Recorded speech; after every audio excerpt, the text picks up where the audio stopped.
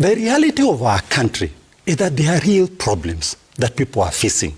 Nobody is coming up and saying, this is the solution you're going to provide, because the reality, let me tell you, Sam, is that whoever is going to be the next president, and I know for a fact where I sit that it will not be Ruto, for sure, because, even as he's saying that they must win, that by God's grace, I don't know by what, it's the same thing that they were saying about Kalau. That's now my county. Same thing they were saying, but the people are telling them, in reality, you're not going to get that win. So it's the same thing that people are saying on ground. Not because I'm saying it, but because of the reality of the problem that people are facing. Everybody is feeling it. I'm sure even her and him, all of us are feeling it. If we are to be truthful about it, we're all feeling the negative impact that has been, we've been taken through by this government.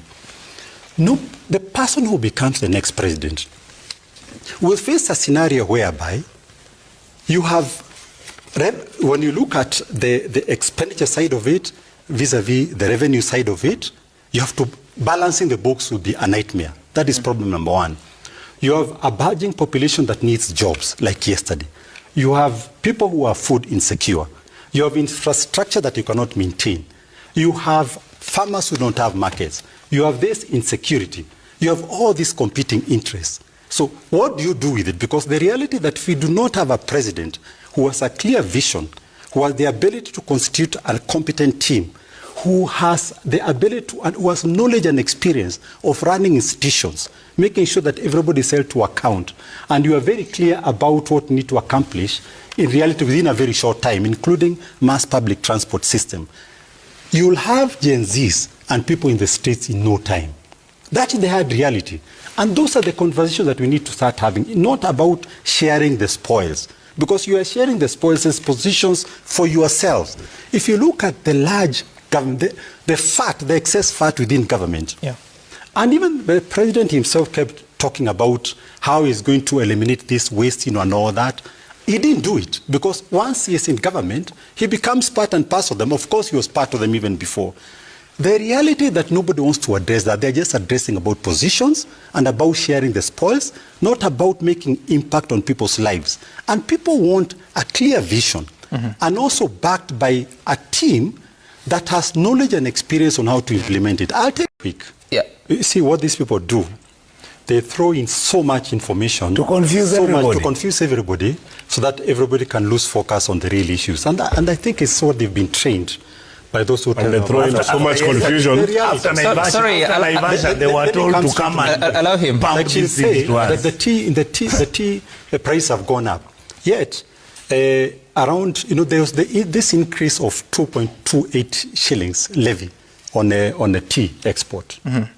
Now, that in itself, sometimes towards the end of June, I think, the tea auction that was held in Mombasa, and again, this is fact, you're telling me that I'm not a facts person. Again, you can clearly, which brought the price of where the tea in the tea auction, for the first time, you had 1,600 tons of Kenyan tea that was left without having purchasers for it. Why? Because of that distortion in terms of the prices that was brought by this levy. Where now buyers are being directed to Rwanda, Uganda, and the Tanzanian tea. That is factual. You can't say that it is Macharia Njeru who is creating it. Now he's talking about treasury. He comes here and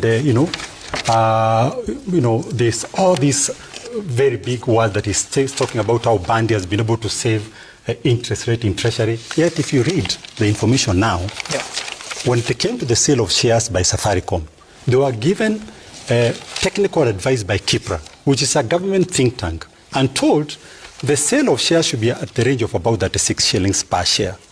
They ignored that advice, sold it about 34, and lost 14 billion shillings. You're talking about saving here on interest. You're losing money here, which could have easily been able to get, that could have helped you to run the government. Then you end up losing it. Look at corruption index. Those were commissions. Look at corruption index again. Again by EACC, not by Macharia Njeru.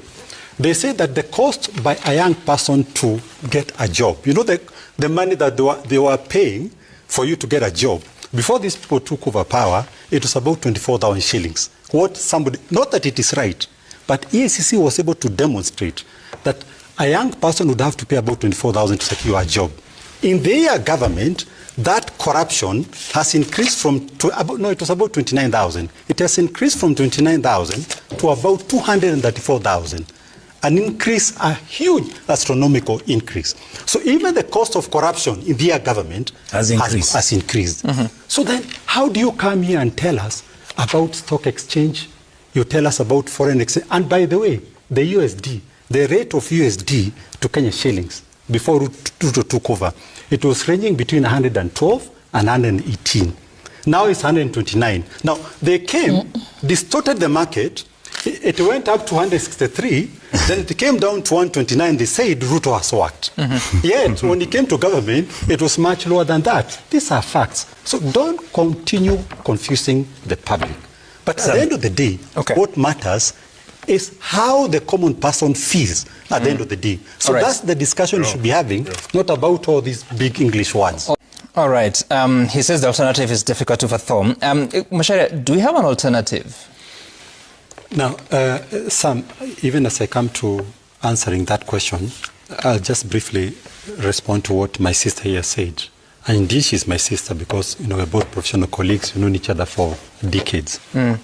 Now, you see, I want to still remain factual because the problem with the current government is that I would relate it to what I would call cognitive distortion. They continue perpetuating lies and distortions, even changing narratives to a point whereby I think they start believing it and take it as the truth, because the statistics I was referring to is not history, it is the current. And that is statistics by government agencies, not by myself. And you see, even like, for instance, they keep talking about affordable housing has created hundreds of thousands of jobs, yet Kenya National Bureau of Statistics will tell you the only increase in jobs in the entire construction industry is about 35,000 from what was previously there. Again, real statistics is not anything about Macharia, because I'm a lawyer. I must speak based on facts, law, and evidence, not really creating my own things.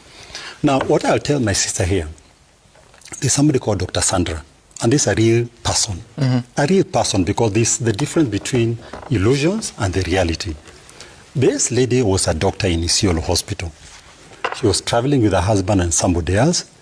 They rolled in a car accident, and she just had a cut, a simple cut.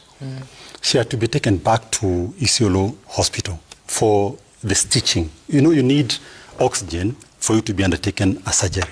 There was no oxygen. They had to start looking for an ambulance. When an ambulance was found, there was no fuel. By the time they had to take her now to a hospital called Kerua, the Meru side. By the time she reached there, 3 hours later, she has bled, she died. This is a doctor. So when you're talking about SHA working and healthcare working and all those citing statistics, I saw her reading. I think she had already been written for so many things that she's going to recite here. This I wrote when the presentation was being made yesterday. Yeah, but I'm telling you that now when Buddy was making his presentation, I made my own notes. This is a reality of somebody. About 2 months ago, there was a lady who works in the University of Nairobi. She came to preach in our church.